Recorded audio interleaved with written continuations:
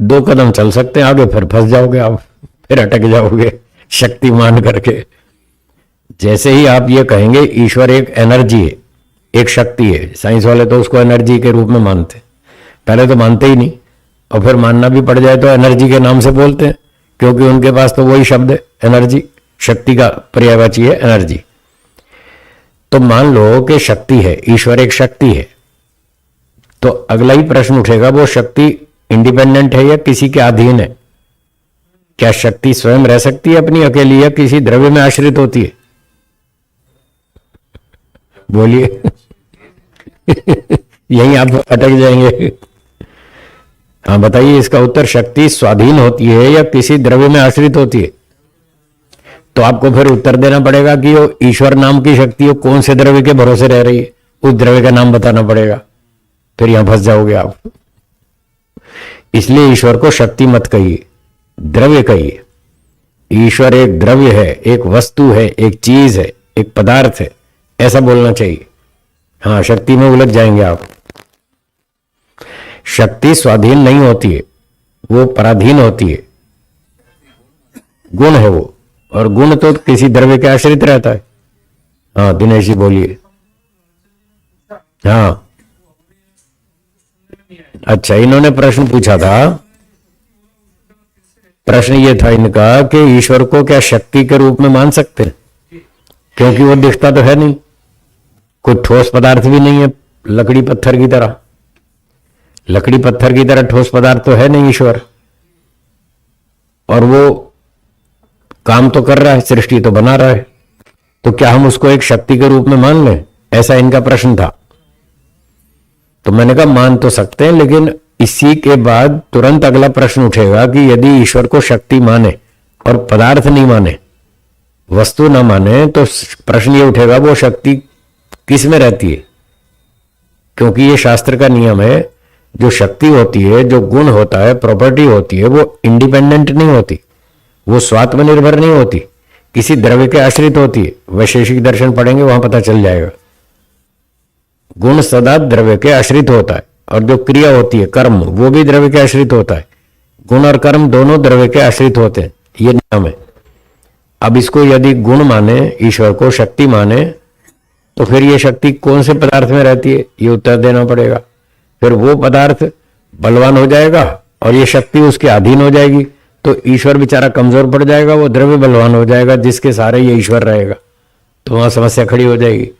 ये आपका चिंतन ऋषियों और वेदों के विरुद्ध हो जाएगा। वेद और ऋषि तो ये कहते हैं कि ईश्वर स्वाधीन है, सर्वशक्तिमान है, वो किसी के भरोसे नहीं रहता, उसके भरोसे सारी दुनिया रहती है, वो तो सबका चलाने संभालने वाला है, वो थोड़ी किसी के अधीन है। तो इसलिए सार ये निकलेगा कि ईश्वर एक द्रव्य है। अब ईश्वर एक द्रव्य है, एक पदार्थ है, एक चीज है, ये समझ में नहीं आता लोगों को, इसलिए वो शक्ति पे फिसल जाते हैं कि ईश्वर को शक्ति मान लो। हमारे गुरुजी ये प्रश्न पूछते थे, कक्षाओं में पूछते थे, हाँ जी बताओ ईश्वर द्रव्य है या शक्ति है? तो बहुत सारे लोग कहते थे गुरुजी ईश्वर शक्ति है। अब शक्ति तो उनको समझ में आ जाता है, पर वो द्रव्य के रूप में नहीं आता समझ में। तो गुरुजी कहते थे ईश्वर द्रव्य है, शक्ति शक्ति के नाम से उसको नहीं बोलो, द्रव्य के नाम से बोलो, वो द्रव्य है। तो पूछते थे लोग जी द्रव्य कैसे है, वो समझ में नहीं आया। तो अब समझ लीजिए द्रव्य कैसे है। वो ईश्वर भी द्रव्य है, आत्मा भी द्रव्य है, ये दोनों द्रव्य हैं, क्योंकि दोनों स्वाधीन है, स्वात्मनिर्भर है। और द्रव्य किसको कहते हैं? द्रव्य उसे कहते हैं जिसमें कुछ गुण रहते हों। बोलिए क्या कहा? जिसमें कुछ गुण रहते हों उसका नाम द्रव्य है।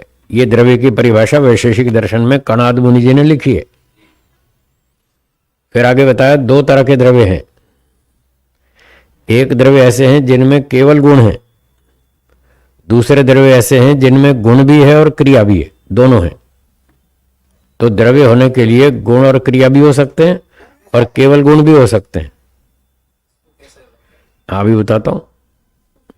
कुछ द्रव्य ऐसे हैं जिनमें गुण भी हैं और क्रिया भी है, कुछ द्रव्य ऐसे हैं जिनमें केवल गुण है, क्रिया नहीं है। ऐसा कोई द्रव्य नहीं है जिसमें केवल क्रिया हो, ऐसा कोई द्रव्य नहीं है।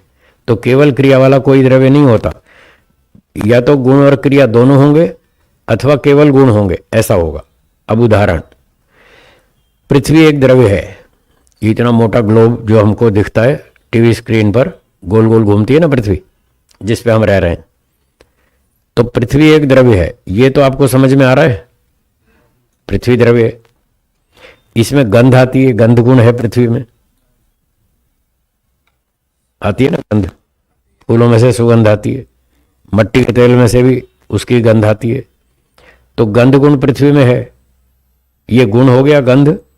और जो द्रव्य है मोटा पदार्थ जिसमें ये गंध रहती है, जिसके सारे से रहती है, वो द्रव्य है। तो पृथ्वी एक द्रव्य है जिसमें गंध गुण है, और इसमें 6 प्रकार का रस भी है, खट्टा, मीठा, कड़वा, तीखा, कसेला, नमकीन, 6 तरह का रस है पृथ्वी में।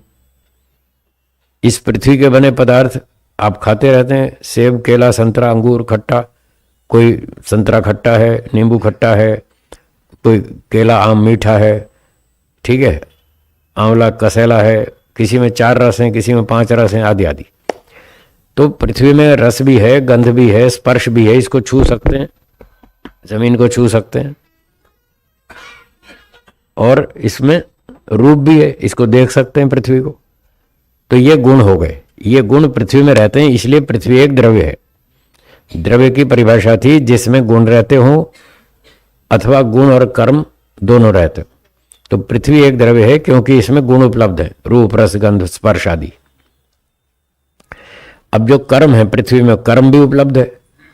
पृथ्वी घूम रही है,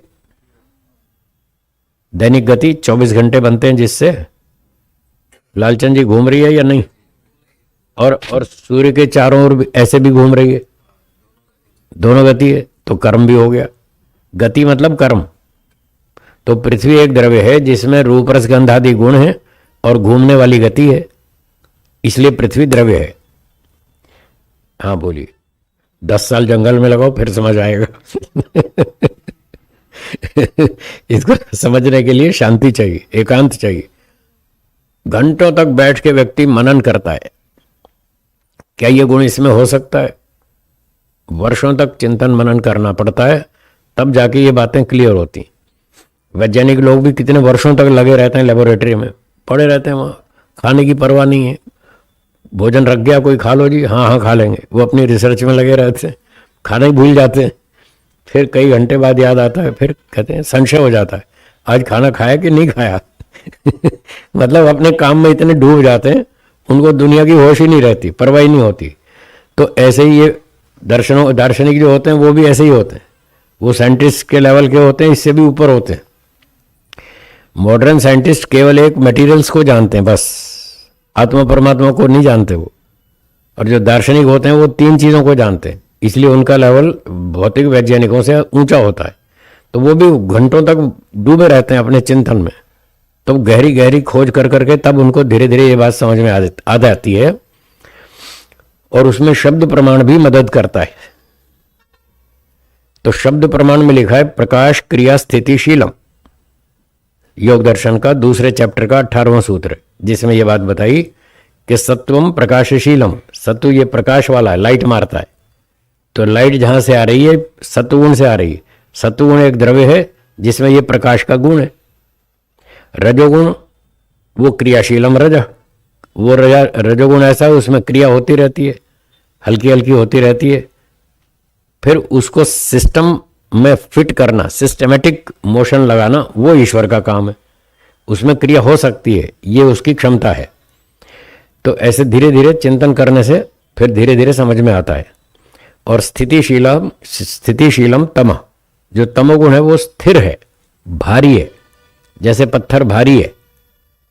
हवा तो हल्की है, दाएं बाएं चलती रहती है।